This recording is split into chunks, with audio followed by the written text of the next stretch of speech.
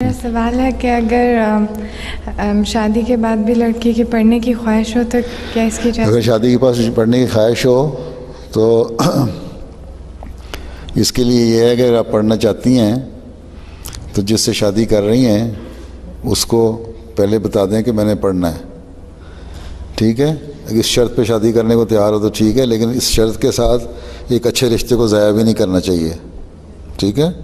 لیکن وہاں یہ بھی رکھیں کہ یہاں ایجوکیشن مہنگی ہے کافی، اس کو یہ کنڈیشن امپوز نہ کریں اس پہ کہ تم نے میرا خرچ بھی برداشت کرنا ہے، پھر اپنا پڑھائی کرنی ہے تو اپنا خرچ خود برداشت کرو۔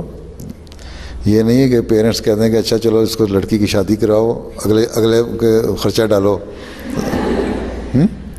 اگلے کے ذمہ خرچہ نہ ڈالو، پڑھ سکتی ٹھیک ہے لیکن انڈرسٹینڈنگ سے، اور اگر نہیں کوئی شرط رکھی تو بعد میں بھی انڈرسٹینڈنگ سے پڑھ سکتے ہیں لوگ۔ میں نے کئی پروفیشن ایسے ہیں، مثلا میڈیسن ہے، ٹیچنگ ہے، چانسز ہیں ایجوکیشن کو حاصل کر کے بینیفیشل فار دا پیپل ہے، صرف اپنا فائدہ نہ دیکھو۔ تو پھر اس کے صورت میں یہ ہے کہ انڈرسٹینڈنگ اگر ہو خامد کو بنا لو تو ٹھیک ہے۔ میں نے بہت ساری دیکھی ہیں، بچے ڈاکٹر ہیں، مثلا میڈیسن کی ہے، انہوں نے فردر اپنی اسٹڈی کری ہیں، ریسرچ میں گئی ہیں تو کر رہی ہیں، بچے 3-4 ہو گئے۔ جب بچے اس عمر کو پہنچ گئے کہ وہ اپنے آپ کو سنبھال سکتے ہیں، یا کوئی نانی دادی ان کو سنبھال رہی ہے، 8-10 سال کے ہیں، مطلب ہے پرسنل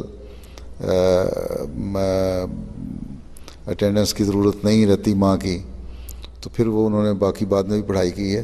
تو اگر شوق ہو تو کسی بھی عمر میں پڑھائی ہو سکتی ہے، ٹھیک، لیکن کسی اچھے رشتے کو ضائع نہ کرو اس لیے کہ میں نے پڑھنا ہے، اور کسی کو دھوکہ دے کے شادی نہ کرو کہ میرا خرچہ برداشت کرو گے۔ شادی تو ہو گئی ہوئی ہے، میں صرف پوچھنا چاہتے کہ رکنا چاہیے؟ شادی ہو گئی ہے؟ ہاں جی حضور، بیٹا بھی ہے تو بس بیٹا بھی ہے، شادی ہو گئی، خامد اگر راضی ہے، اور اگر کیا پڑھا ہے؟ کمپیوٹر سائنس پڑھ رہی ہوں۔ کمپیوٹر سائنس تو ایسی کوئی چیز نہیں ہے جیسے پیسے کمانے والی چیز ہی ہے۔ نہیں، کمپیوٹر سائنس میں کوئی ضروری نہیں ہے ضرور پڑھا جائے آگے۔ ہاں اگر میڈیسن ہوتی، ریسرچ ہوتی، یا کوئی اور چیز ہوتی تو پھر میں کہتا ٹھیک ہے۔